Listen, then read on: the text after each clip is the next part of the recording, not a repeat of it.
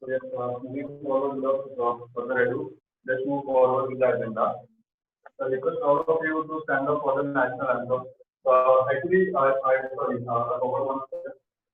The color being the color of the thing, I cannot the coloring of our work cannot be done. So I request all the presidents to color themselves in the meeting, whether they want on their videos.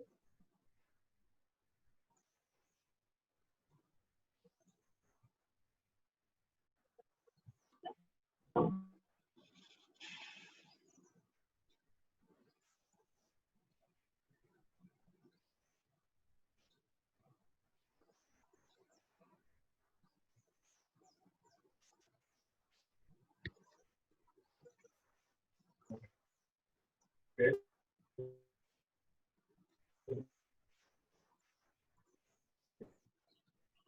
Is that done? Hello, am I audible? Hello. Yeah, Shantanu, just speak a little bit louder.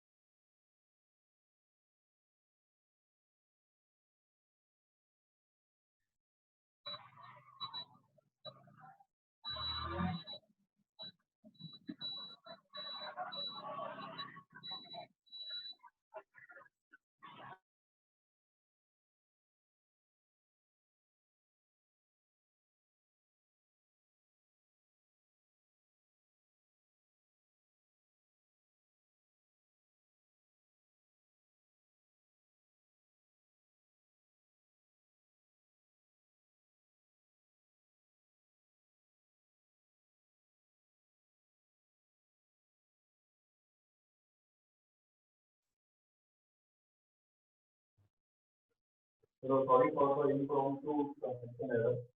Yeah, so let us begin with the national anthem. Can everybody please stand up for the national anthem?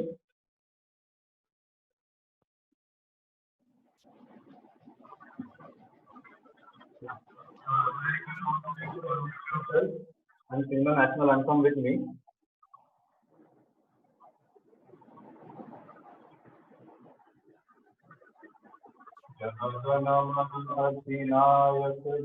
जय हे भारत भाग्य विधाता पंजाब सिंध गुजरात मराठा द्राविड उत्कल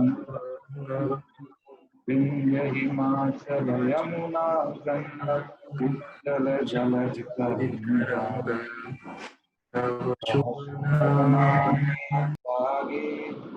तव शुभ आशीष मागे गाए जन मंगलदायक जय हे भारत भाग्य विधाता जय हे जय जय हे जय हे जय जय जय हे. Thank you everyone. Please remain standing for the four-way test and please repeat after me. Of all the things we think, say or do, All the things we think, say or do, right, everyone please unmute yourself and please say it after me.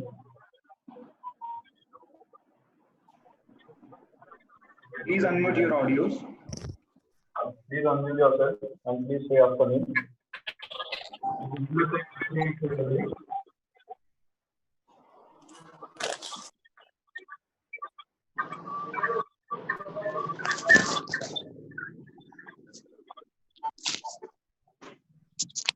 Hello. Yes, Yeah. please go ahead. Yeah. Please repeat after me. Of all the things we think, say or do, All the things we think, Say or do. is it the truth? Is it the truth?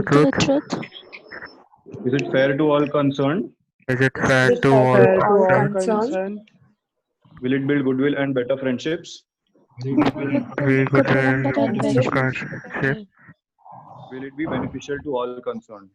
Will it be beneficial to all concerned? Thank you. Okay, moving forward with the agenda, I extend my warm hands to welcome our speaker, Mr. Ajay Hiraskar, for today's PD session. And all the council members, if there are any, and all the presidents of all the 5 host clubs, I welcome you all to this PD session. Now I request our Professional Development Director, Protractor Rohan Patwardhan, to introduce our guest speaker for today, Mr. Ajay Hiraskar. Rohan, all yours.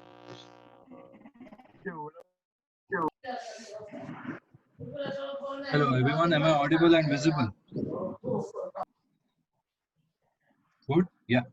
So before we go ahead with the introduction of the speaker, I would like to hear some words from our Varze Rotaract Club President, that is Rotaractor Sanket, to say a few words about this session. This is going to be the first session of our Varze Club. So I would like to hear 2 words from him and then we'll go ahead with our session. Thank you. Yeah, thank you, Rohan. So, good evening, everybody. Our beloved speaker, council members, presidents, board leaders, and Rotaractors. My name is Rotaractor Sanket Agrawal. It's my great pleasure to welcome all of you to our first chapter of the Vivekanand series titled Corporate Behavior and Expectations from Managers. I would like to extend a specially warm welcome to our very influential and phenomenal speaker of the evening, Mr. Ajay Hiraskar, to talk about what corporate behavioral professionalism is all about, the apprehension and conjecture by the managers, what they can and should be doing, and what are the safeguards we need to put in place to promote good behavior.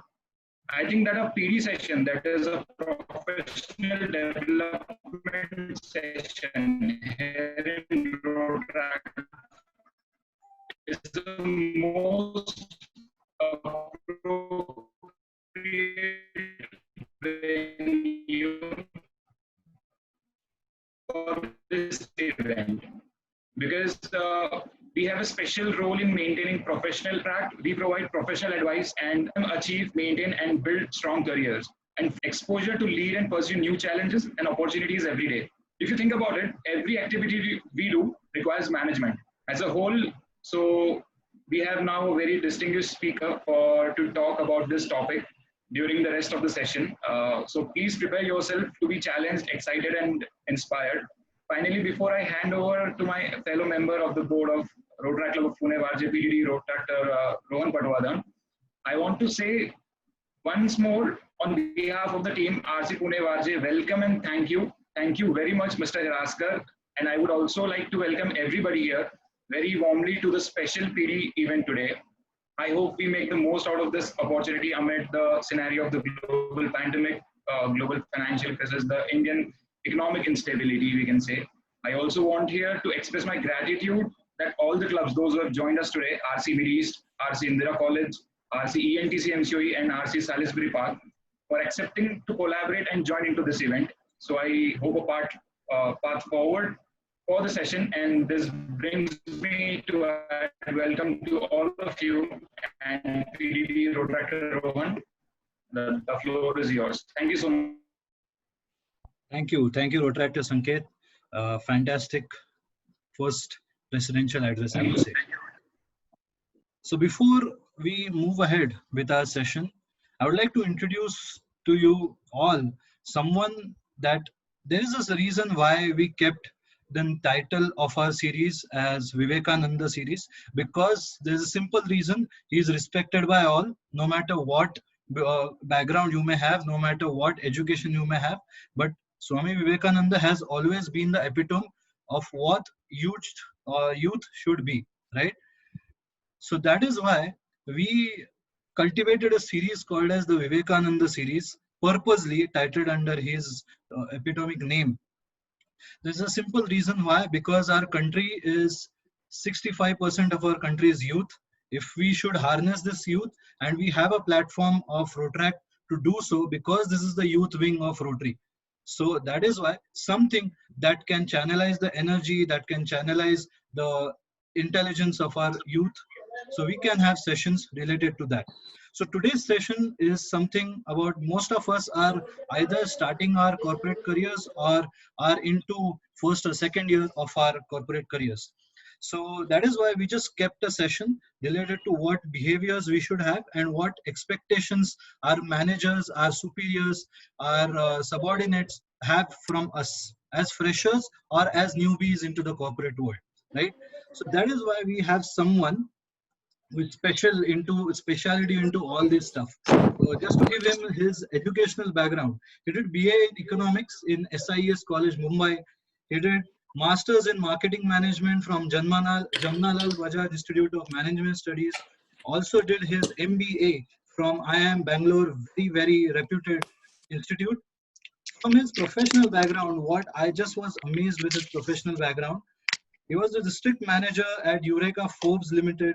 Then he went to deputy general manager sales at Birla AT&T Communications. Then he was the senior manager at Western Division of Sci-Fi Limited. Again, later he went to marketing head of Maharashtra and Goa for Reliance Infocom. And later on, one of his biggest achievements, I would say that he was the Asia Pacific head of Director Global Packaging Marketing and Application of Dell Corporation. So which is huge for us to look up to, right? Now what he is doing is mentoring the students. He is a student mentor of Mudra Institute of Communication. He is also the governing council member of the Indus Entrepreneurs, that is TIE. Then now he is also running his own enterprise like the CEO of the Success Alchemist. Also, he is the chief alchemist of that organization. Now, how do I know Ajay sir? It is a very different background with Ajay sir and me. We both met into a different organization called as Toastmasters International. Some of you might know that organization. So one day I walked into the Toastmasters meeting and Ajay sir was speaking, and I was just awestruck with the way he spoke, and I was just awestruck what he spoke as well. So that what took me under his mentorship umbrella. So just to give his Toastmasters International background, he served as the secretary of a club. He served as the VP Education of clubs. He also was the charter president of a club. In many, rather, he played many executive club executive committee roles. In Rotaract, we know them as BOD roles, right? He also served into the district executive committee, that is served as the area director, division director, and district administration manager. That is one of the top 7 district roles. Also, he has represented his clubs on various district platforms into competitions. So that's just one small tiny bit of what I can give Ajay sir's introduction as. So now I will hand over the stage to, as I know him, as distinguished Toastmaster Ajay Hiraskar, famously known as the AJ of in Toastmasters. So Ajay sir, the stage is all yours. Thank you so much, guys. हाँ no जरूरी है but मेरे को नहीं हो रहा था रे वो बहुत फोर्स कर रही थी मैं खुद को Ajay sir, just one bit. हाँ I इरिटेट guess होता हूँ I request each and everyone to kindly mute their audios and if possible do switch on their videos so that it gives a very interactive session to him. Thank you. Page का कैसे हुआ Do you have a Zoom master who's managing the meeting or a host? Who's the host? हाँ मतलब ऐसे अटक अटक से चल रहा था पर ठीक So my recommendation is that Rohan, you're the host. You should mute everybody else in the meeting. Okay. So good evening, everyone.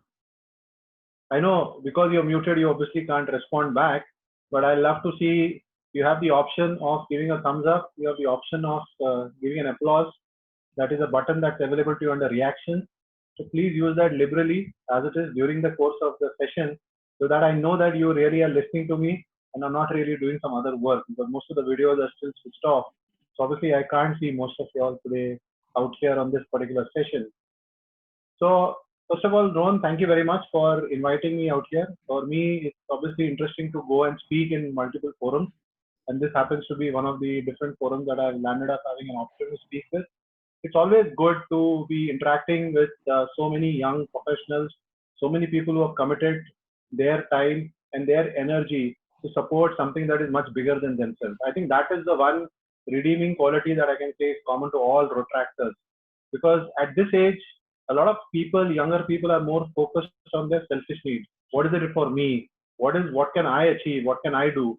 But here you are, a bunch of people, 73 people who really come together out here, and the focus of each one of y'all is not obviously just your personal development, but going back, what can I do and what can we do to contribute back to society? So kudos to each one of you for that amazing element that you are displaying right now, which in itself is a very, very significant difference between so many other young people that you see in this world today.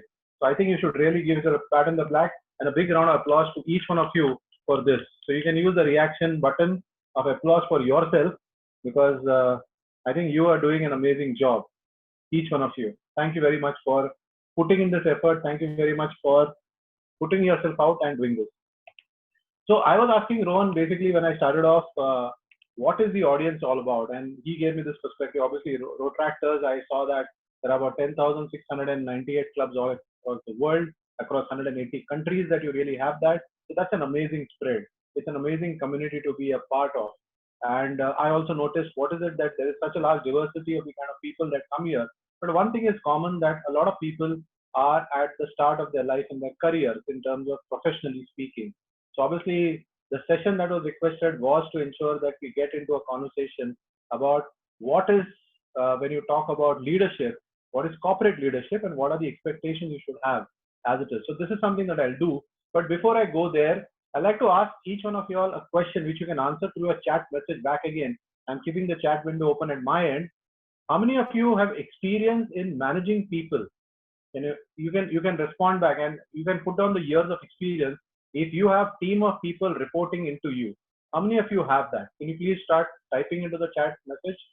This is obviously formal reporting relationship in an organization, not just in Rotract maybe, right? Because Rotract is informal leadership, or it is formal, but it is obviously leadership without direct authority. So can I start seeing some responses on the chat window to me, to the speaker? Can you please put in how many years of experience you have of managing people? I see me, and I see I have. So go beyond that and just tell me 0, 1 year, 2 years, 3 years, 5 years, 10 years, right? Just put that message in to that chat window, please. I see, okay. So I see now 2 months. Who else? 3 months I see right now. And this is 3 months of managing people experience, right? This is not just of working in a corporate environment. Am I right? So let's see some more responses. I see only 3 responses so far. Only 3 people are responding. Okay, 1.5 years now, right? Go ahead. Okay, fabulous.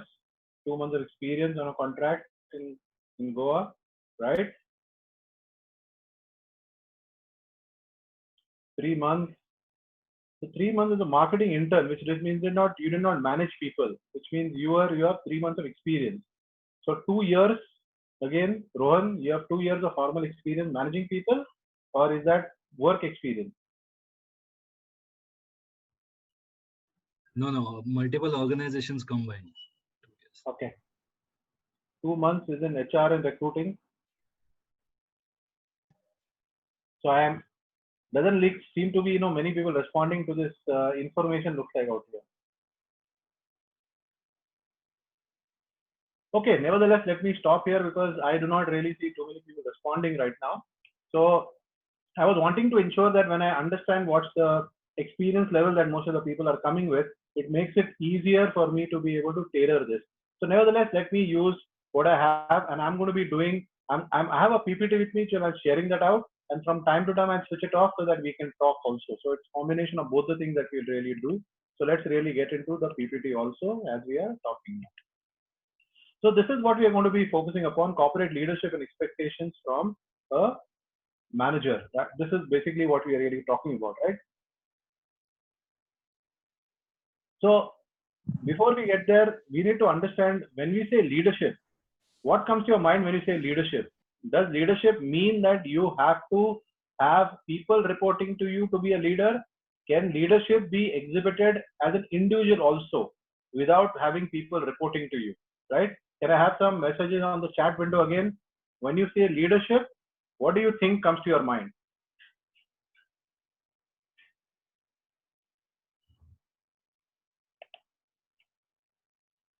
Okay, so individually also you can have team. Okay, leadership means management. Somebody says team lead is leadership. Okay, if you have responsibility leadership, so leadership is when you lead a group. Leadership is risk taker. That's what I'm reading on the message right now. Leadership means responsibility. Okay, guiding, responsibility, authority, decision making. Very good. Initiator. So help me understand. Do you feel that you can be a leader even if you are not having a team of people? Do you think you can be a leader? Is leadership, is it dependent upon a team, or can you be a leader without a team too?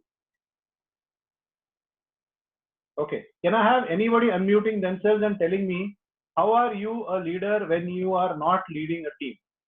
What is the concept of leadership when you're not leading a team? Anybody? Anyone wants to unmute himself and talk? Be the part of the team. So when you're part of the team, you are leader. You have leadership, right? But my question is, can you be a leader even if you don't have teams with you? Is my question. Can somebody unmute yourself and explain? Hello, sir. I'm Rutractor Ruturaj. Yeah. And so I think that leadership in field where team is not present is like innovation. You can lead something into an innovation where you are the first one to start something. Okay. So It you could be say a that. practice. It could be a practice. It could be something like technical innovation. Very good. Anything like that. So what I'm hearing is, yes, you can display leadership without really having a team. That's what you're saying. And your take on this is that innovation is one of the avenues to display leadership. That's what you're saying, right? Anybody else wants to also put in their thoughts? Hello, sir. This is Rotractor Himanshu.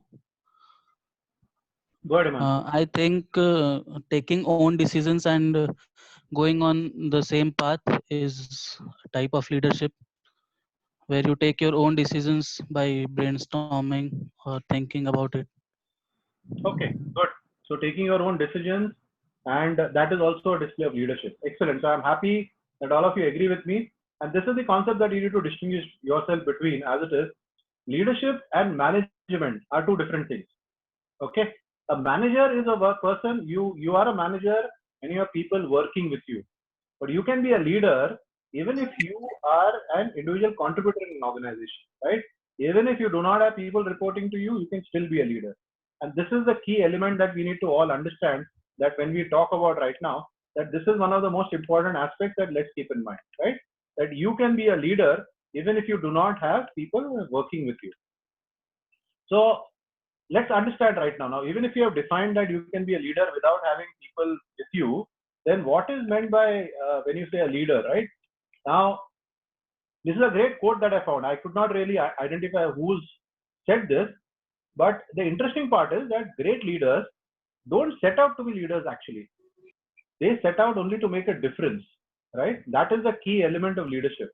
And it's always about the goal and never about the role. So you might find there are a lot of people, and in India you find this very typically, that when you start working, you're all desperate, everybody's keen. When do I get the tag of a manager? When do I become a leader, team lead, assistant manager? When can I become manager? When I can people are reporting to me? But the interesting part is that if you truly want to be a great leader, it's not about the role. Please have everybody on mute. I think Harshalata, I can see your audio seems to be. Yeah, thank you, Harshalata. Great. So this is one key element that you have to understand, that your focus is in terms of making a difference. When your focus is making a difference, then it's all about the goal and not about the role. And when you do that, whether you're an individual, whether you're a leader, it doesn't matter. Whether you're a manager, it doesn't matter. You are a leader. So this is one essential element you have to understand, that you never set out to become a leader. You automatically take up leadership when you decide that you want to make a difference, and you also focusing on a goal, right? And that is the key element that you have to keep in mind. So this is the first starting kind of a message I want to keep with you all, that if you aspire to be a leader, it's not about saying that, I will become a leader. No, you focus upon how can I make a difference? What can I do to make a difference in people around me, in the organization that I'm part of? If I'm part of the Rotaract, then how can I make a difference here? If I'm a part of an organization where I'm working, how can I make a difference here? If I'm part of some other NGO that I'm affiliated with, how can I make a difference here? or just when I'm a citizen of this country, how can I make a difference there? So if you take that kind of an approach, then that's the first starting point of being a leader in the first. Okay. So let's really look further and now talk about what is the secret sauce of corporate leadership, right? So we have defined leadership right now. Now we come to corporate leadership. A lot of you are at the threshold. A lot of you have started your careers. Some of you are working for some point of time. Some of you are studying now and intend to go into corporate life very, very soon. So what is the secret sauce of corporate leadership? Now, I will not claim to say that this is the exhaustive list that covers everything in life. No, I am sharing this with you in terms of my own experiences that I have had when I built my own life and career in the corporate world. And what I'm going to give you is tips and inputs that will give you some insight about what is it that you should focus upon if you want to be a corporate leader, right?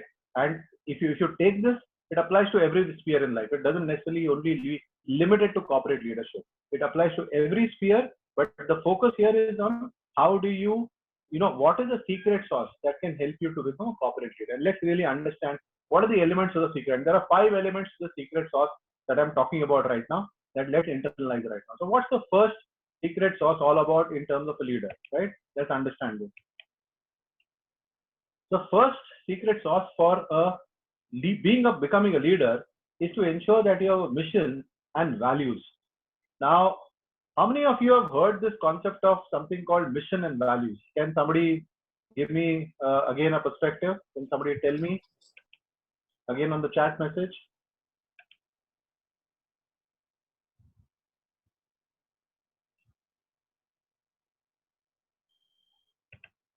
Okay.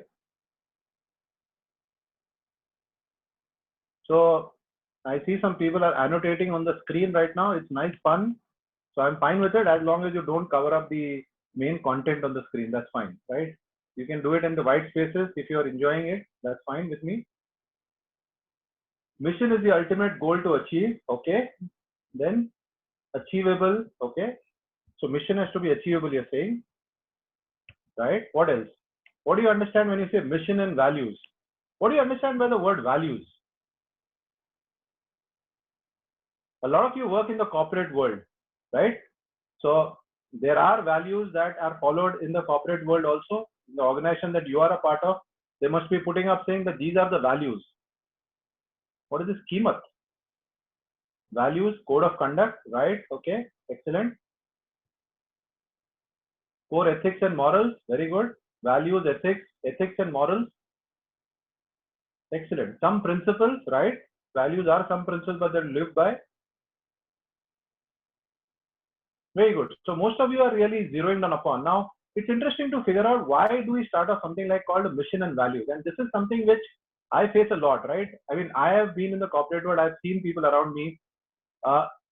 It's interesting to see, you will find all kinds of people around you. I'm sure a lot of you are into fitness, right? A lot of you are into exercising. A lot of you go to gyms. Now, it's not that 100% of the population does that, right? You will have many of your friends. You might find many people on the street that aren't so focused on fitness like you are. Now, when you look at all these people and say, hey, these people are not focused on fitness, so I should not be focused on fitness. Do you withdraw your own interest in fitness because of that? You don't, right? You have a focus because you know why it is important for you. In the same way, when you will embark on your corporate leadership and career, you will look at it and say that you look at the corporate world, that you might find that I am working with mission and values. But there are many people around me who don't work with that. They don't work with values. They might be unethical. They might follow wrong practices. And you will see this also. Let me tell you this right now. I think what is the important element is that are you as an individual, have you identified your mission and your values? And there is a fantastic book I can recommend that if you want to understand this exercise, The 7 Habits of Highly Effective People by Stephen Covey, right? I would recommend that you should take up this book. This was one of the books that I read when I was in college myself. And I still own a copy of this book today too. It is one of the best books that will help you to define your mission and your values, right? And I would definitely recommend to all of you all to borrow, to buy, to ensure that you get your hands on this book and take a look at it and craft out your personal mission statement and identify what are the values that you would want to live your lifestyle. Now, why is this important? At this stage, you might say, this is not important for me, but it is very, very important. And I'll tell you why. And this is, if you look at some slides from Stephen Covey itself, you'll understand why I'm talking about it. Okay, so this is one of the first quotes that I can share with you from Stephen Covey itself, right? The most effective way that I know to begin with the end in mind is to develop a personal mission statement or a philosophy or creed. It is focused on what you want to be, the character, and to do, the contribution and achievements, and on the values or principles upon which being and doing are based. Now, this is one of the best ways to really start off your life. And when you start this early, you will ensure that you adopt the right values. It is not that you allow the organization that you are a part of to shape your values. You allow the situation to shape your values, or you allow other people to shape your values. Your values are developed as you grow up. What you learn from your parents, what did you imbibe into yourself? Those are your values. Now, identify those values, and there is a way to articulate that and way to identify that. Be very clear in your mind that these are the values that we live by. Rohan, would you want to, does Rotaract have values the same way like Toastmasters has? Yes, sir. The values are the four-way test that we just before the meeting we had, no? Fantastic. Is there a short version of that? Is there 4 or 5 words that how you can define the four-way test? You mean the RISE one? Right, No, that's no. right. Like IRSC that we have in Toastmasters: integrity, respect, service, and excellence. Yeah. Is there something like that, similar, shorter version of the four-way test? No. Up till the knowledge which I have, I don't think so. Okay, so any which way, you have a guiding principle. All of you are a part of Rotaract, right? You have some values out there. Now, these are good starting points, but look at it in terms of, do they resonate with you? Are there other values that come effectively to your mind? Now, you might turn around and say, again, I've told you this, that you will find people who do not follow values. You will find people who keep changing. Now, if you are able to identify your values and you are able to ensure that you imbibe that and you demonstrate that every point of time, right? There might be time that you might feel, hey, why did I do this? Right? I should not have done this because this value is harmful for me. Sometimes you might say honesty is, like you say, it can be a value, but sometimes honesty can actually have negative repercussion in organization also in the shorter run. But in the longer run, it will always help you. I'll give you a classic example. There is a friend of mine, right, who was in a business, and in that business, he was being approached by another company to do a deal, which was a very significant deal.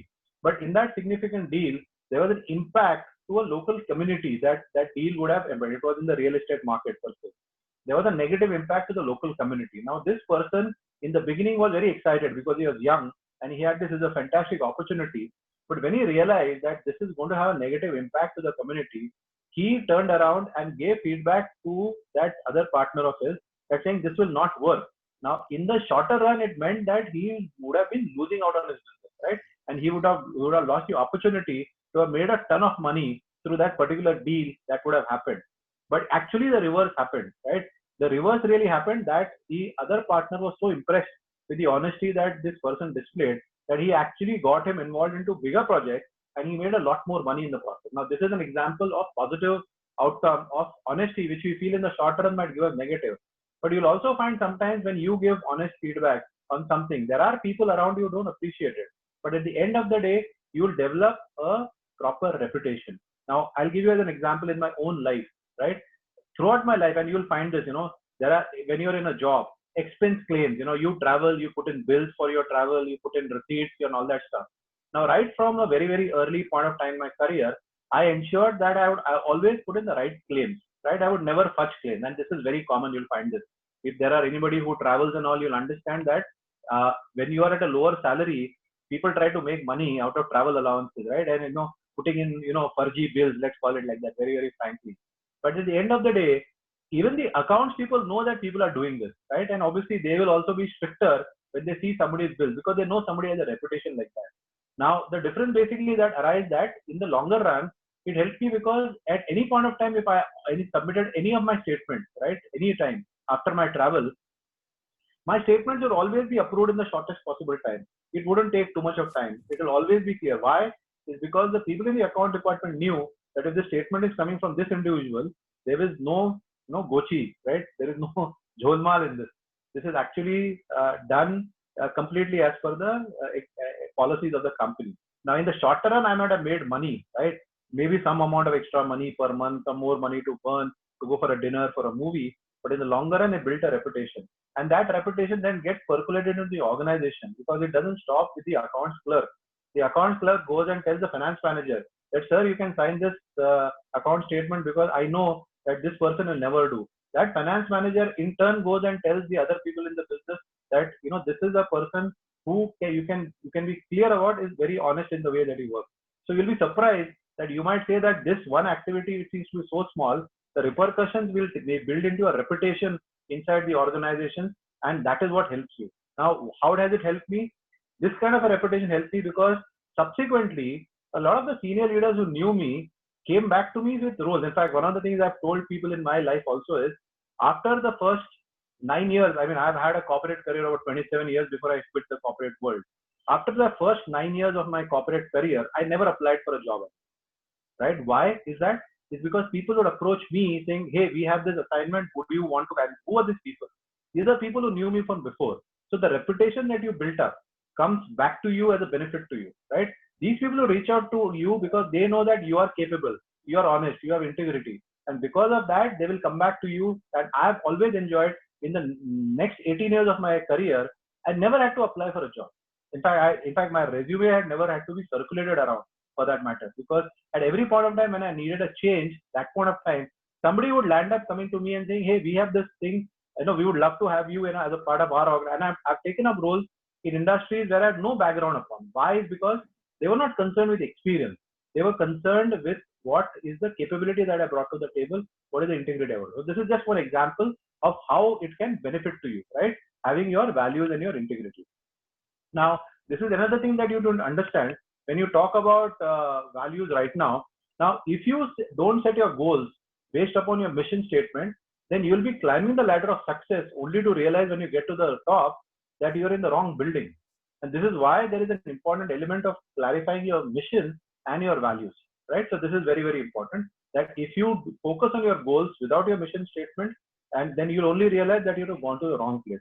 Now, one more important element that you need to understand out here is that it's not good, it's not enough to have values, right?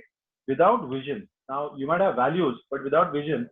But if you want to be good, then you want to be good for something, right? At the end. So this is something that is very, very important. So if you have values without the vision, also it doesn't help you. Kya karoge sirf karke? You should also have a purpose, something that you want to go towards. On the other hand, if you're talking about vision without values, then yeah, you have a classic example, something like Hitler, right? He had amazing vision, amazing. I mean, there is hardly anybody who can turn around and say that, you know, Hitler did not have vision. He had amazing vision, but he did not have values. So what really happened at the end of the day, we created a huge monster who had great amount of capability, great vision, but no values. And unfortunately, all of us know the outcome of that kind of situation. And you see that in so many places. Today, people who head terrorist organizations, right? They have great vision, but very, very poor values or no values. So this is what we're really talking about, that you have to focus upon creating an empowering mission statement that deals with both the character and competence that you have, plus what you want to be and what you want to do in your life. So this is the starting point of ensuring that you build your life. I spend more time on this than the others I'll do faster, only because of the most important element that I've never seen younger people focus on this in their life, because they think that this is only for the corporate world. This is something that you do later on in life. No, my dear friends. Start with this now. If you do this early in life, believe me, it's like a compass. It's like the North Star in your life. That North Star will guide you. It will help you take a lot of decisions that you will never go wrong upon subsequently when you have this guiding principle in front of you. This is the reason why I spend so much of time on talking about the first element, which is the secret sauce, right? That is the mission and values. Now, what is the second one after that? The second one is the ability to be proactive or proactiveness. This is a very, very important skill set that you're really talking about out there. And what do you mean by really proactiveness? Now, before we really talk about further about proactiveness, how many of you understand the meaning of the word proactiveness? Can anybody put it on the chat message and give me, what do you mean by proactive? Can I have somebody, please?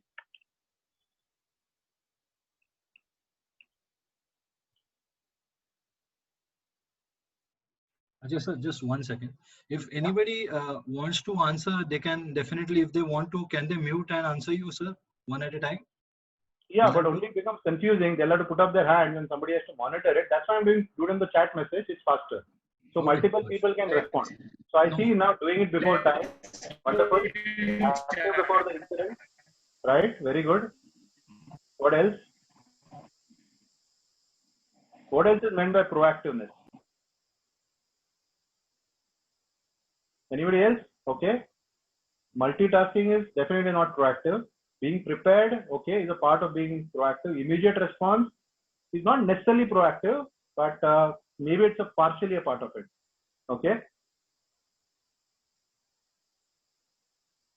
So I don't see anything more happening there. Okay. Course of action on the basis of need of situation. Knowing that something which is important is always important. Controlling situation where required. Controlling a situation beforehand rather than.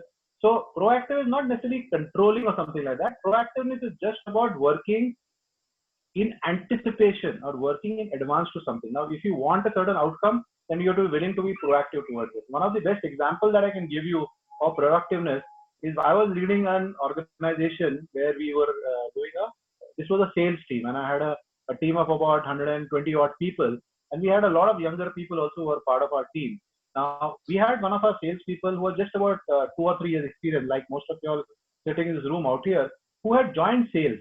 But somewhere in her mind, she was clear that, sales is not what she really wants to do in her life.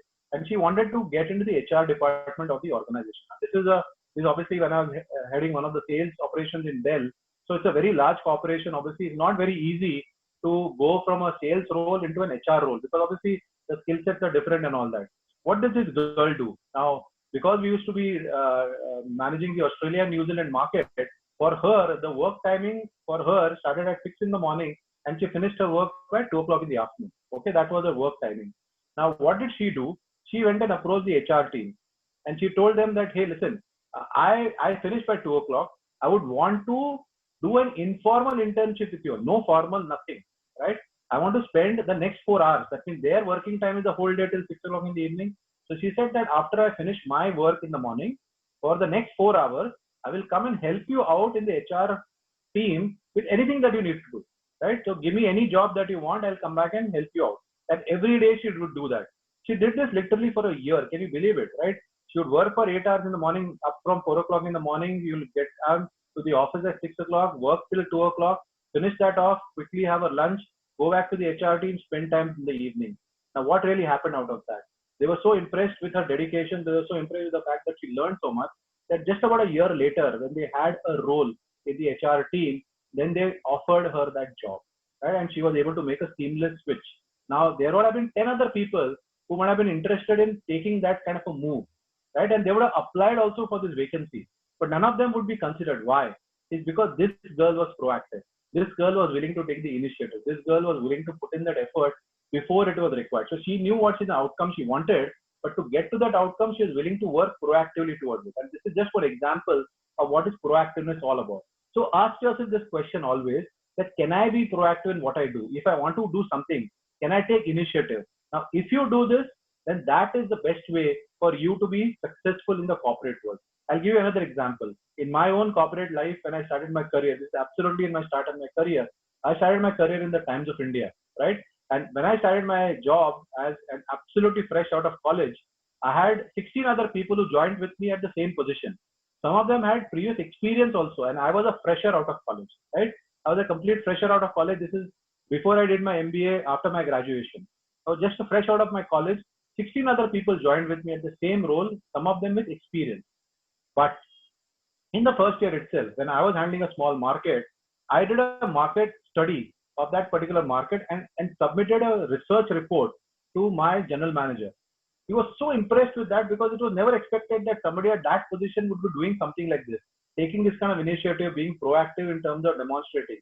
Now, just within 1 year, then I was promoted and I was managing some of the people who joined with me just in 1 year, right? So it's an example that I'm trying to tell you that if you take initiatives, you're proactive in a corporate world, in an organization, that is always appreciated, because that you start demonstrating that you have leadership capability, you have the ability to think ahead of its time. And this is very, very important.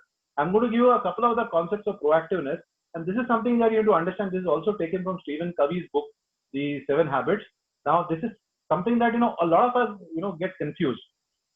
When you look at the circle in front of you, this is called the circle of concern. And what is outside the circle is of no concern to us. So circle of concern for us is, hey, what kind of salary I'm earning, what kind of work I have, my apartment is not in a location that I want or not. So these are where I live in, the kind of friends I have, the kind of entertainment I can do, the kind of future education I can do. This is all a circle of concern, right? This is all which we are concerned with. When you look around it, that's the circle. Now, besides the circle of concern, there is also something called the circle of influence. What is it that we can influence? What is it that we can make a difference with what we do? So these are the two things that you have to keep in mind. There is always a circle of influence, and there is always a bigger circle of concern. Because our circle of influence is smaller, we normally think, than our circle of concern. Our concerns are much bigger. Our ability to influence is smaller. Now, there is two ways you can do this actually. One way is that you get into a negative thought process and you say that, hey, I can't really influence much. It means if I need to grow in my job, depending on my boss being happy with me, it depending upon, the market being good, it depending upon, something luck happens, something like that. So that is the point of time when you feel that my circle of influence is small, and you actually shrink your circle of influence, and your circle of concern remains the same, but your circle of influence is now has shrunk. And when it is shrunk, your ability to obviously make an impact goes down. So what is the logical thought process to do is actually the reverse. You figure out what can you do to increase the circle of influence. What can you do by doing proactiveness? What can you do by doing this? That will increase the circle of influence so that your circle of influence becomes, obviously it might not necessarily become as big a circle of concern, but it can become at least much bigger than it is today. So this is the one secret that you should always keep in mind. Look around you and say, what can I do to increase my circle of influence? If you keep doing and keep expanding the circle of influence, and I, really commend all of you all. Road is one of the amazing ways I really see that you are increasing your circle of influence. You are putting together networks of people. When you put it on a resume, I'm a Road member, this is what I've done. People will appreciate it. Just like in Toastmasters, Road these are great organizations to be a part of. You learn, you grow, you contribute, you learn leadership skills. When you go back to your organization can understand that yes, this person is now increasing their circle of influence. So this exactly action that you guys are doing is demonstrating your improving your circle of influence right now. The more you do that, the more you build your capabilities, the more successful you'll become in life, right? So this is one key element that you have to keep in mind from a proactive point of view. Now, what is the third thing that we come to right now? The third thing we really talk about is a win-win approach. Now, this is very, very important for us to incorporate. Right? Keep in mind, this is the third element in the secret sauce. We have 5 of them. The third one is the win-win approach. So what is the win-win approach? Anybody want to make a comment? What do we mean when we say a win-win approach? Anybody has a thought on this? Again, I would like to see some chat messages. Win-win approach. What do I mean by this?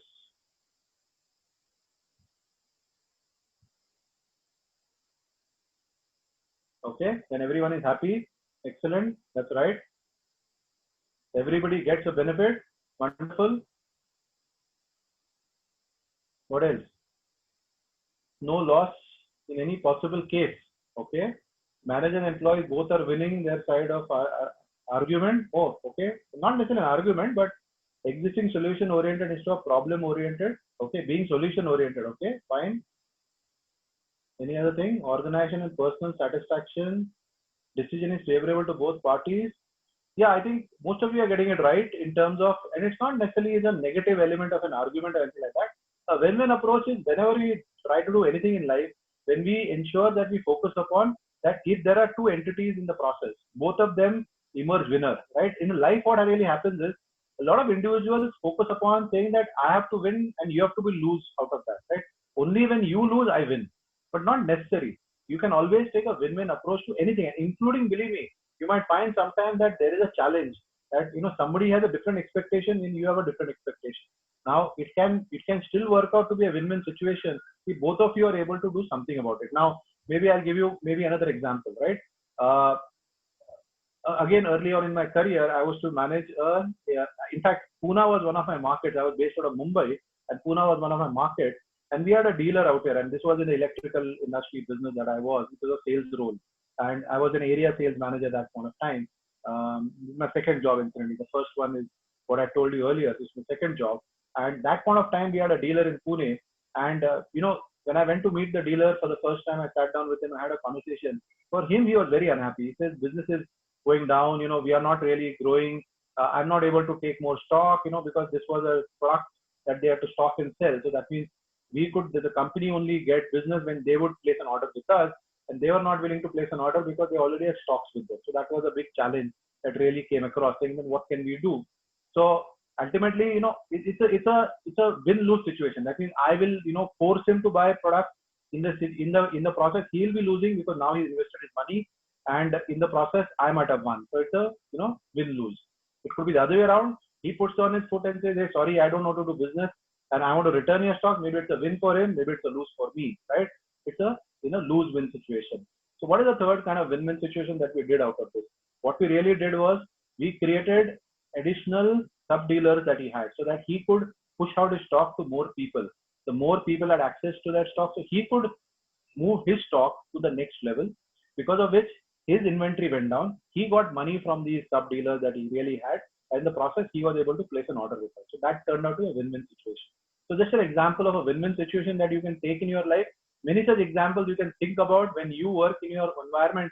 But when you take an approach to trying to say that if I take something as a decision, can we do a win-win both the ways? Can both of us win? That is very, very possible. So this is something that you have to look at, that always take a win-win approach towards it. The benefit has to be for both of you, right? There has to be an enhancement for everybody. And this is what the key element of having a win-win approach is. So what is the fourth element we are talking about? The fourth element we are talking about is developing a big picture thinking.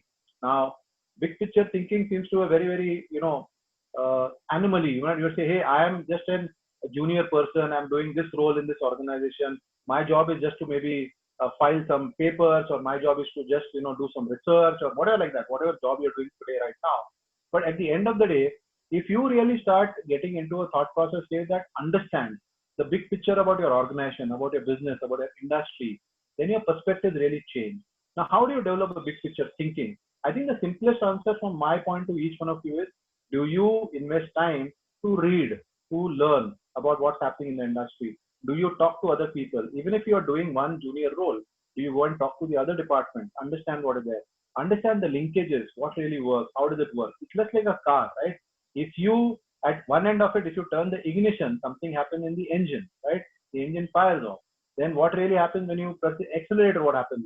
The fuel is pushed into the engine, right? So there is, if you start understanding the big picture, how does this whole thing work? At the end of the day, you might be just holding a steering wheel in your hand and an accelerator and a brake. But if you understand the big picture, it makes your life easier in able to drive the car better. In the same way, in business, if you start understanding the big picture, then it helps you.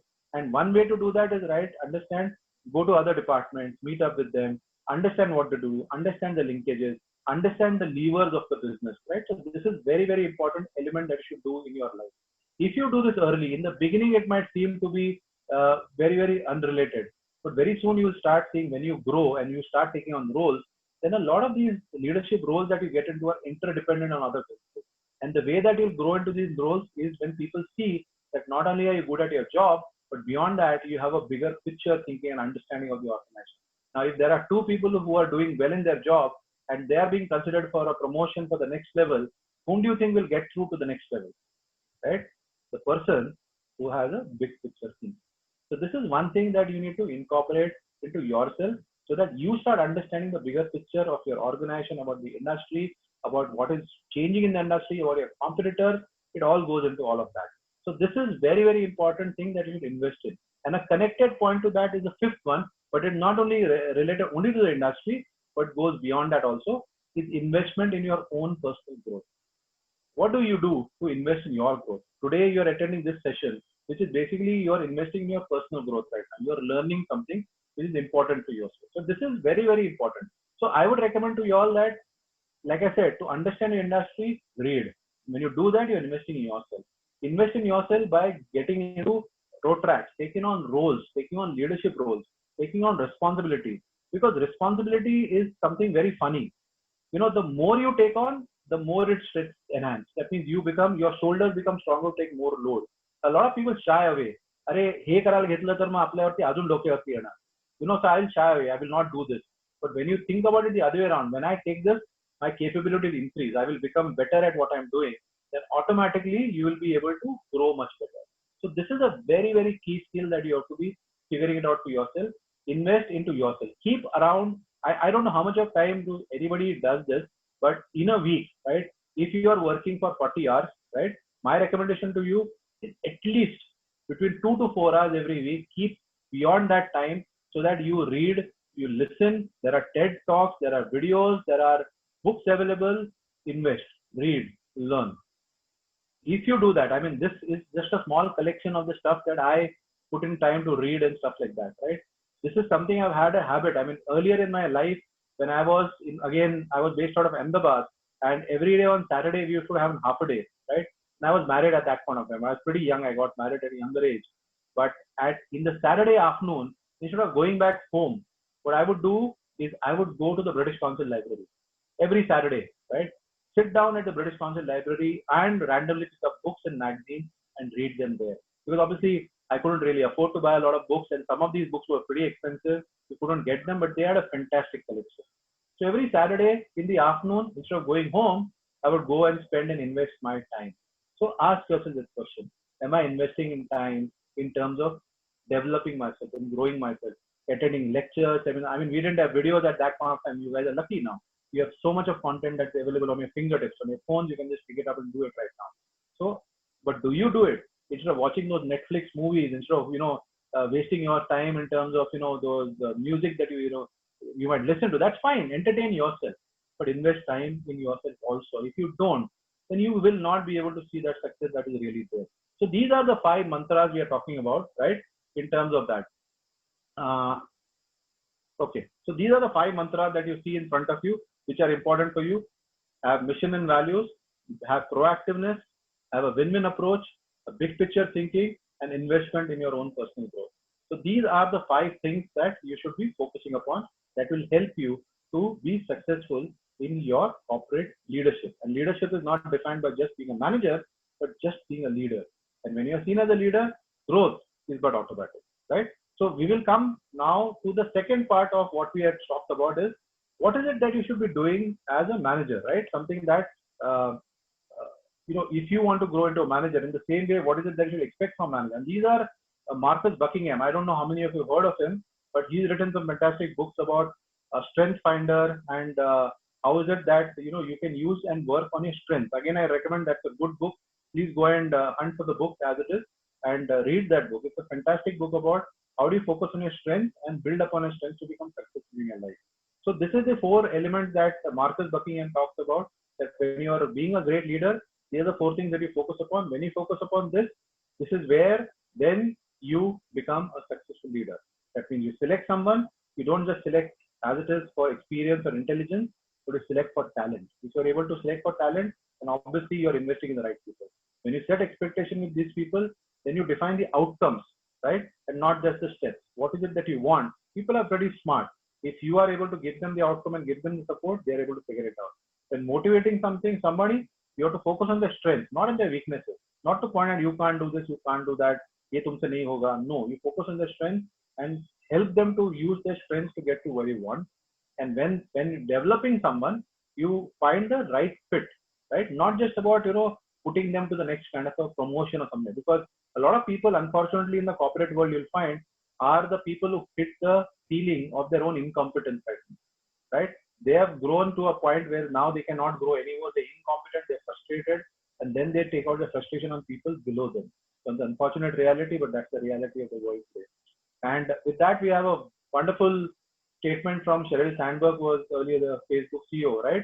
And it basically talks about that leadership is about making others better as a result of your presence and making sure that impact lasts in your absence too. So it's not just about being good when you're there. If you made an impact on people, even after you moved out, that impact should last and it should continue, right? And this is something that you should measure yourself with. Leadership is not about what you achieve when you are a leader.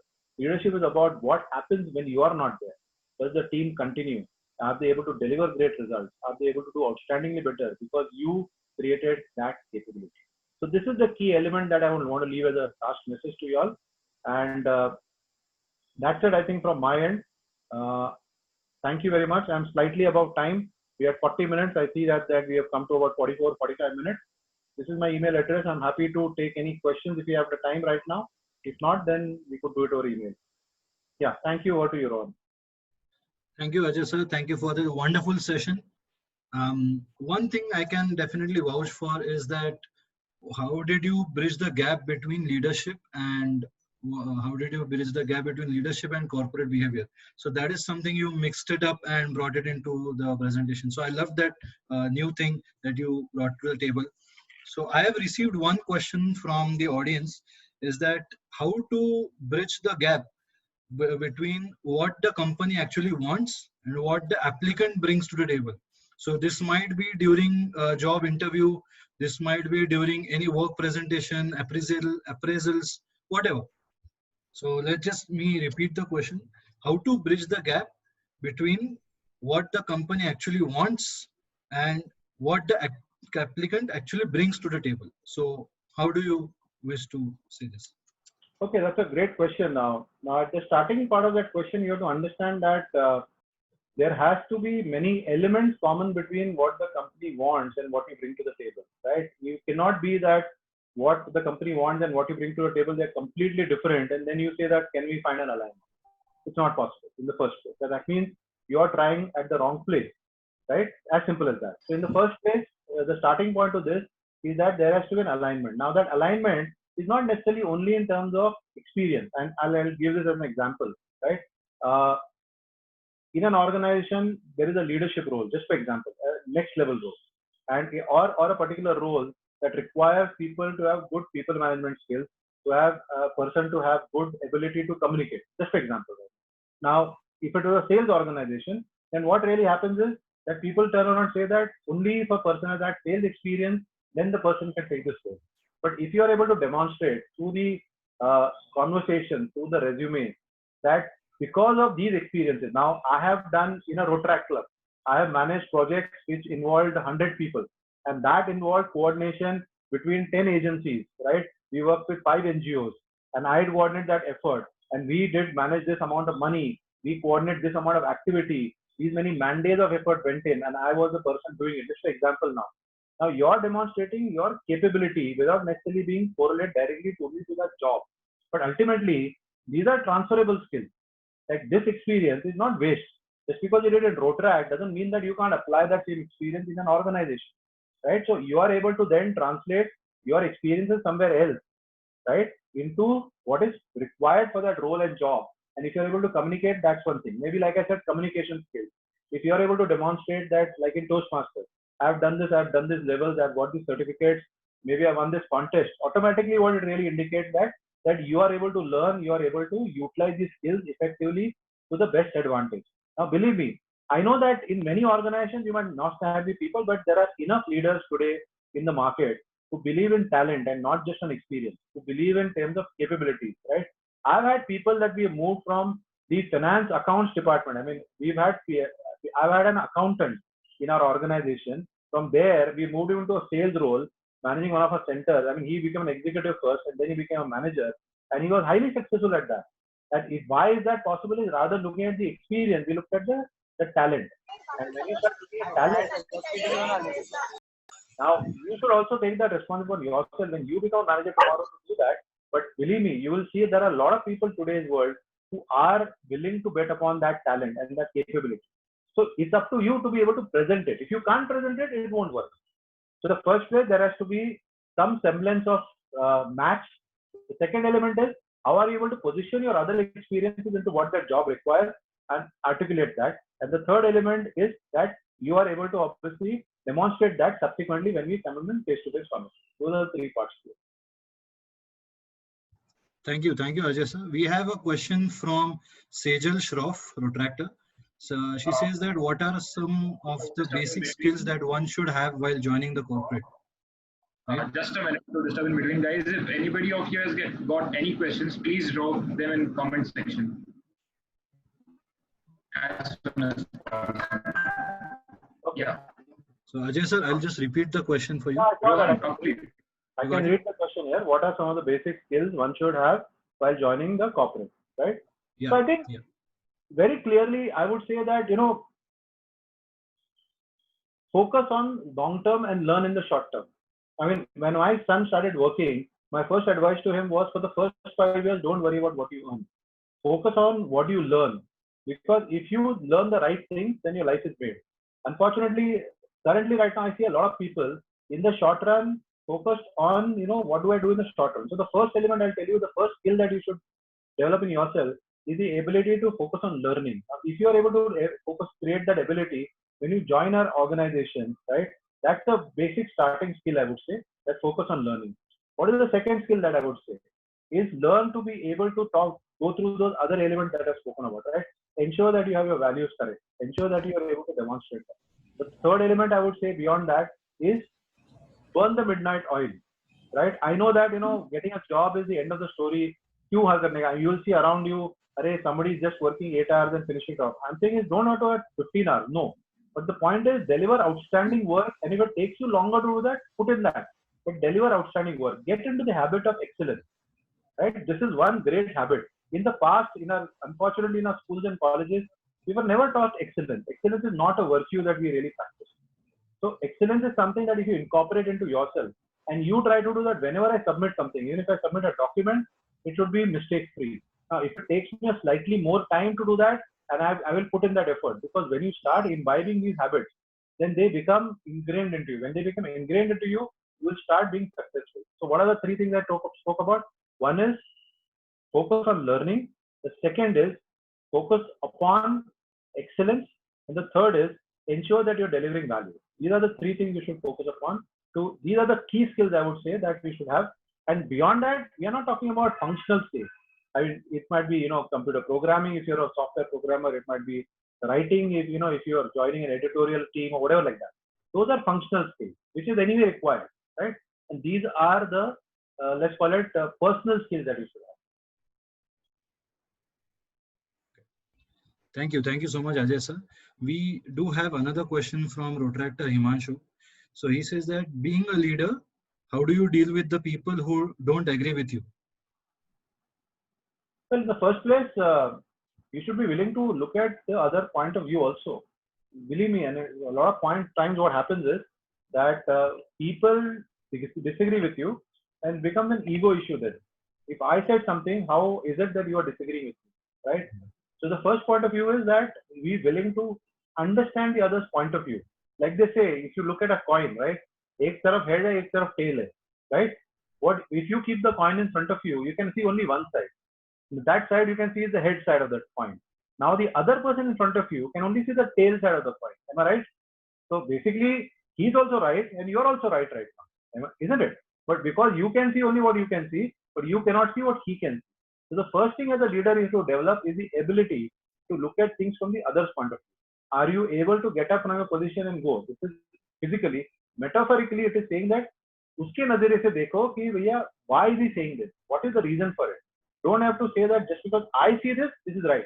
This is the gospel truth, not necessary. So that's the first thing you have to be able to do. Second thing, it might be possible that he disagrees with you for the wrong reason, right? If you understand this and you are able to not take a confrontationist approach, but tell him that, hey, I understand that this is the perspective that you have, and this is the reason why. There is a challenge in the perspective that you're having, right? So be polite and be articulate about it. See, the problem is that a lot of us aren't able to really articulate ourselves properly in a polite fashion. It turns out because it becomes emotional, it becomes ego, it becomes, I am right, you're wrong. So think about that win-win kind of an approach we spoke about, right? It's a very important quality to have. The starting point of that is being able to look at from the other's point of view. And the second point is able to articulate if the things are incorrect. How do you articulate in a fashion that you can make the other person understand that? So those are the two abilities you should try to have when you have somebody disagreeing with. Okay, thank you so much, Ajay sir, for that. We have another question from our president, Rotractor Sanket. He says that talking about proactiveness, right, and improving our influencing circle, how can that be done amid the global pandemic that we are now facing that and the national financial instability crisis? Well, at the end of the day, if you are Narendra Modi, then obviously, you have to be having a different approach. But let me answer the question in the context of any of us sitting in this room out here. I think the proactiveness and improving our circle of influence is focusing upon what is there which is good in your hand. The The pandemic is outside your circle of influence. Am I right? The global financial instability is outside your circle of influence. So now ask yourself the question, what is inside my circle of influence? Right? Inside your circle of influence is the protective measures that you can take for yourself, your family, or your friends. Right? That's about it. You can influence yourself, and at the most, you can influence people that are close to you. Right? You cannot influence the entire world. Right? But so this is the first starting point. Now, if you want to extend the circle of influence, what can you do? Let me give you another example. A very good friend of mine, his son is just about 17, 18 years old just now.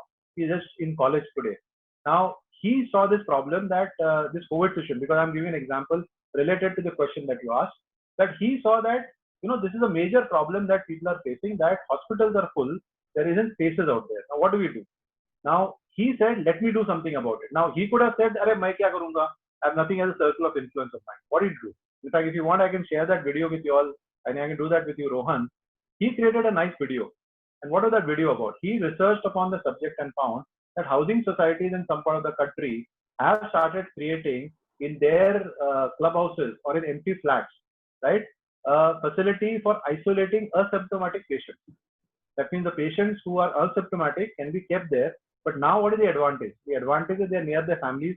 They are getting ghar ka khana, right? They are able to be, taken care of through remote apps and all that to check on their health.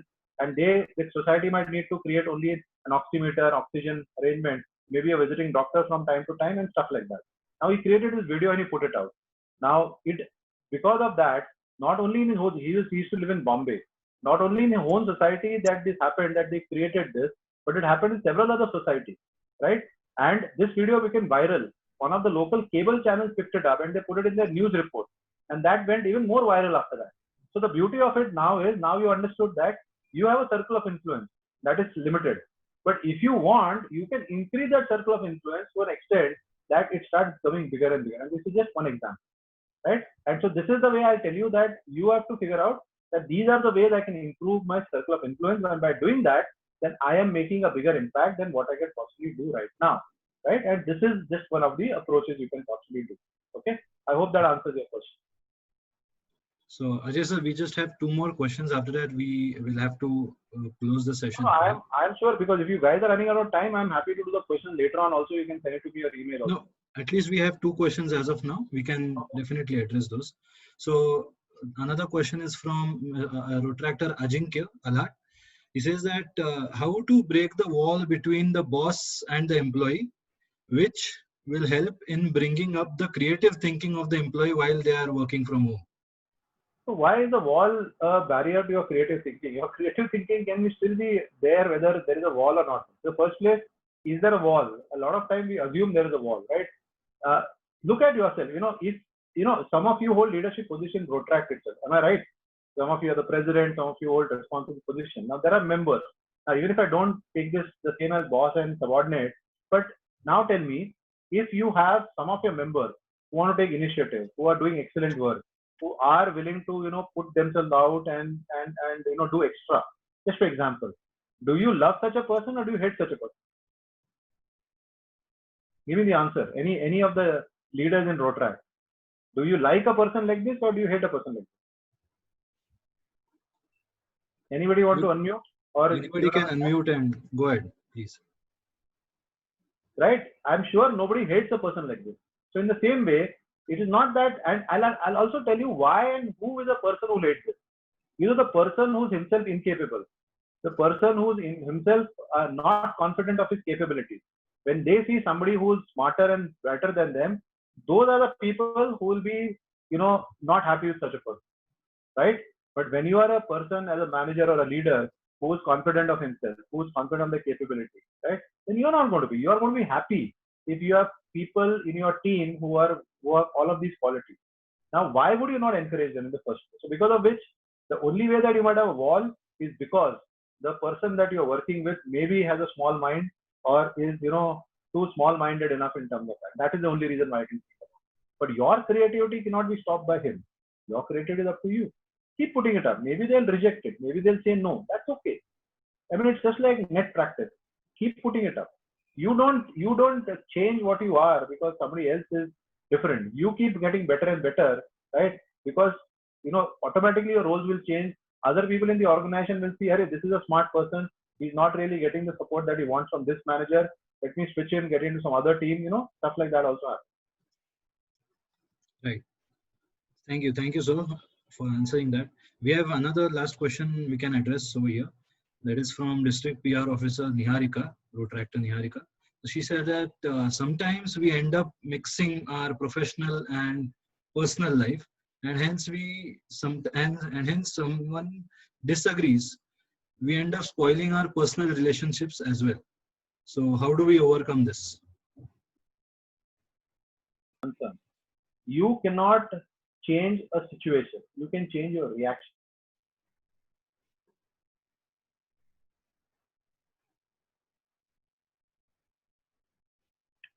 Sorry. So the bigger problem in life is because when there is a situation that happens, our reactions are uncontrollable. We feel hurt. Our ego is hurt. We get angry, right? So we can control our reaction. We cannot control the situation. So when you say you're talking about a personal, when there is a mixing, right? Personal and professional life as it is. So the logic that I'll only tell you is that whatever you do, first of all, dealing these two things, the situation and your reaction in the first place. And when you mean by mixing your personal and professional life, and somebody disagrees because you feel that you are friendly with somebody now, you're working in the office and you're trying to give them inputs, I'm assuming, right? And because of that, an outcome really happens. I'm assuming that is the question that is pointing upon. It all boils down to that. It doesn't matter, right? Don't let you control your reaction. You might have assumed something else has happened. It doesn't matter. It's your fault. So my take to you here is that you continue doing what you're doing right now. If suppose it is not working out with some set of people, that's fine. Your reaction is under your control. The situation is not. You cannot control how that person will react. You cannot control what the person thinks. You can control what you think. You can control what you react. And that is the best way to maintain sanity. Because in life, if you get your professional and personal life mixed up, right, it's the worst thing to really do, as it is. Right? You're there for a professional reason, deliver that, and when you are back out of that, is get rid of it. Do some meditation, learn some techniques. There are great ways of ensuring that you are able to free up your mind from all of these. And don't let a situation impact your reaction. That is my advice. Thank you for addressing that question, also for addressing the session as well. So I think that brings the end to the interactive session as well as the question answers. So if anybody has more questions to talk to Ajay sir, definitely I will be more than happy to share his number to you. Also to give you his email address if you want to connect with him offline. And he's definitely an amazing mentor who can guide you more towards a professional life, whether even if you want to start up or even if you want to grow in your corporate job life, right? So that actually brings us to the end of the session. Thank you, big thank you, distinguished Toastmaster and a good friend, good mentor, Ajay sir, for coming to Rotrack platform and giving us that informative talk. So big thank you for joining us. And we are actually partnering up with 4 other Rotrack clubs as well. So I'll hand over the session to our president to take it forward and close this session. Thank you. Yeah, thank you, Rohan. It was indeed an insightful and informative session. I really thank Mr. Heraskar for being here with us. Also, few of my mates, few of the presidents from co-host clubs would love to give thanks. So I would request all the other co-host club presidents to present vote of thanks. So you can unmute yourself.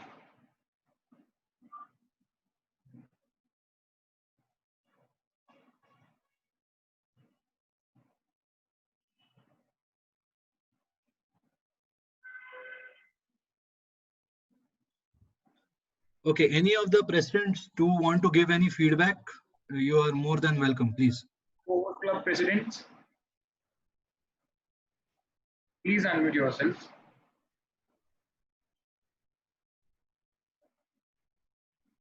Aarti, you are not audible. Aarti, yeah. TNTC MCOE and Rotrack Indira College. Aarti wanted to say something. Aarti, unfortunately, you are not audible.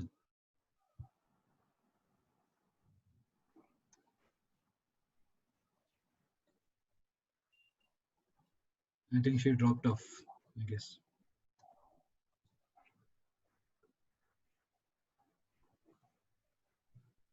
I guess there is some connectivity issue at their end. Anyway, we are having a lot of good feedback from on the chat window. Yeah, Aarti is back. Aarti is back. Yeah, you wanted to say something. Yeah, good evening, sir. It was really a very great and a very informative, interactive session. We really came to know more about how things actually work in the corporate world and how we are supposed to manage our life along with the corporate life. So thank you for the session, and yeah, it was a great session. Thank you, RC Pune Varje, for having us being collaborated with you guys. Thank you. Thank you, Aarti, for giving us. Thank you, Aarti. Thank you so much. I guess Rotractor Akshada is over here, President of ENTC MCOE.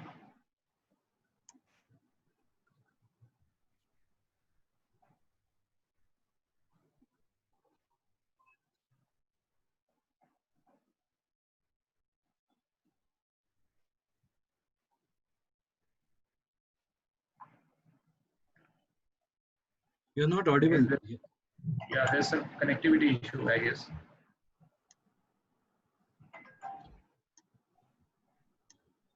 Any comments from district officers? We have a couple of them over here. Any DZR or we have district PRO? Anyone wants to make any comments? Niharika and DZR Rotractor Darpan Zadhav joined us. Any comments by the district team? Yeah, as I said in the chat box also, so the session was really amazing. Kudos to all the team members who have taken such efforts and made this really informative. A special thanks to sir for really guiding us through whatever situations are.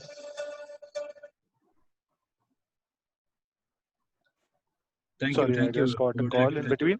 So a huge thanks to all of them and special thanks to sir. Great work, guys. Great work. Thank you, Rotractor Darpan. We had Rotractor President Amisha raising her hand. Can I go? Yeah, Next? please. Sir, thank you so much for giving us this session and all the host clubs. It was an amazing session. Good job for the PDD. It was amazing.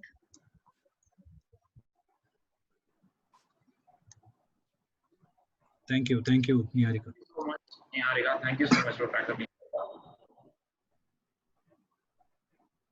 I think Akshata was not able to connect to the audio. Thank you so much. I would love to extend my thanks to Rotractor Rohan and Mr. Ajay Raskar for conducting this session. It was informative. It was helpful to most of us. Thank you so much. Now, moving ahead, the forum is open for any secretarial announcements. So, over to you, Rotractor Ashutosh, who is the Secretary of Rotary Club of Pune Varje. The forum is open for secretarial announcements.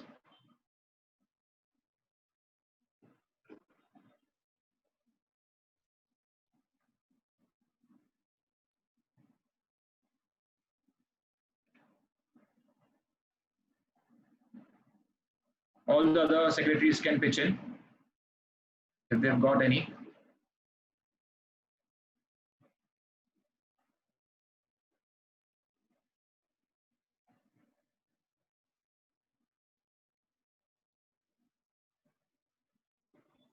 So guys, Ajay sir had to drop off because of another call. So I think we can carry forward with the Rotract things. And Ajay sir, if you want to stay, you can, absolutely.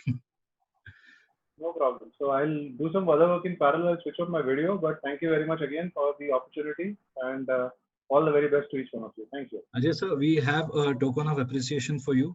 So please, since we are on the virtual world, kindly accept this one from us.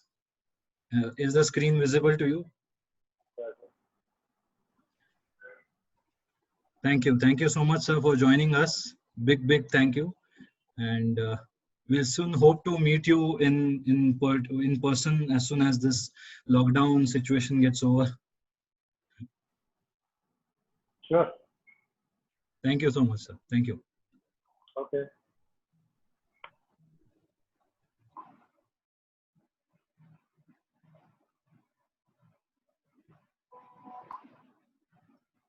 Yeah. So any secretarial announcements, guys?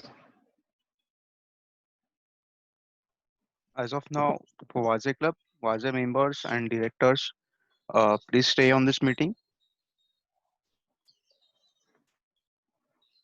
Any other secretary has his announcement, he can do. I guess there are not any. So now the forum is open for all. It's an open forum. So if there are any other announcements to be made, you can make it here. Good evening, everyone. Am I audible? Yeah, you're audible. Hello, everyone. I am the treasurer of Rotary Club of Indira College, and I have an announcement here. Rotary Club of Indira College and Rotary Club of Pune Camp Pioneers are jointly hosting E-District Fellowship Meet, that is RTR, Rise Through Rotaract on 14th, 15th, and 16th of August. The event is filled with essence of all the venues in Rotaract. Lots of exciting events will take place. And the first labs are open for the amount 75. Get in touch with your presidents at earliest and register now and have a wonderful experience in the e-fellowship meet. Do join everyone, please.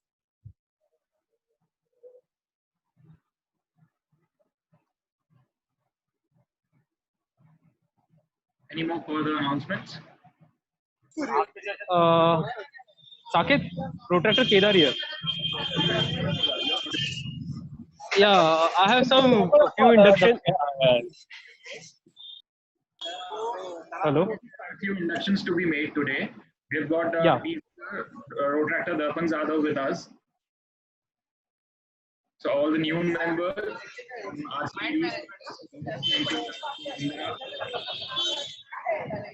RC Varshik.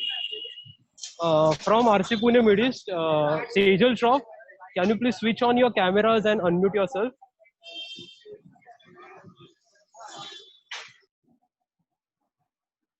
From RC Varshik, Kanish, can you switch on your camera and unmute yourself?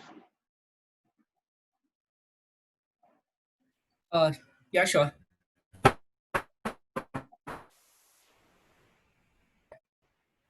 And all the new members to be inducted, you can switch on your camera Sejal? and unmute yourself.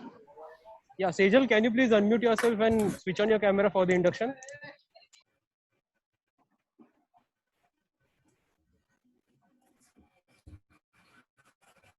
Just let me know when to proceed. Yes. I guess we're ready with this. So I would love to welcome Rotractor Darpan Zadav. He's the of Zone 6. Oh, Zone 5. It's okay. No problem. No problem. Okay, so we'll start with the inductions. So all the new incoming members, please repeat after me. I, Rotractor Dash, and Dash, you have to take your name. So repeat after me. I, Rotractor. I Rotractor Sejal Shroff. I Rotractor Kanish Nadkar. Do pledge before this assembly Do pledge before this assembly. of fellow Do pledge Rotractors before this assembly. Of fellow Rotractors. that I shall that I shall faithfully serve That I shall faithfully serve. That I shall faithfully serve. this club This club. by regular attendance By regular attendance. and full participation And full participation. in committee work. In committee work. I shall pledge that I shall pledge that. I shall hold high I shall hold high the object of Rotaract movement the object of Rotaract movement by practice and propagation and propagation in all aspects in in all all aspects aspects of my activity.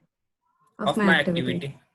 I shall also pledge that I I shall shall also also pledge that I shall exert I shall exert every influence every influence I shall exert every influence available to me available to me available to promote peace, to promote peace, to understanding, promote peace, understanding, understanding, goodwill, goodwill, goodwill, and betterment and betterment and among all fellow members. among all all fellow fellow members. members. Welcome to Rotaract, guys. Thank you so Congratulations much. on being inducted as the Thank members. you. Hopefully, you will enjoy this journey. As you input more to the clubs, you will get the best out of it. So be active and enjoy this journey. Congratulations once again. Yes, thanks a lot. Thank you so much, Rotractor Darpan, and thank you so very much from the district team, those who have made it till here. District PRO Rotractor Niharika, DZR Zone 5 Rotractor Darpan, for being here. Thank you so much to all my co-host club partners, Rotract Mid East, Rotract Indira College, Rotract Varji Oswan, Rotract Salisbury Park. All of you, thank you so much, Rotract ENTC MCOE. Thank you all the attendees. Thank you those who have joined us. Thank you so much. With no further business ahead, we've just got a message from one of the secretaries. Is there any announcements to be made before we adjourn the meeting? Anyone?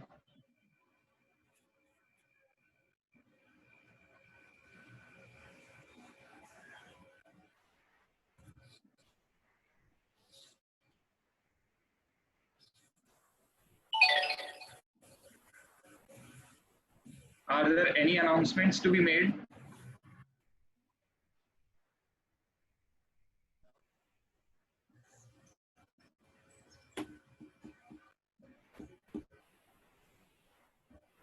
Okay.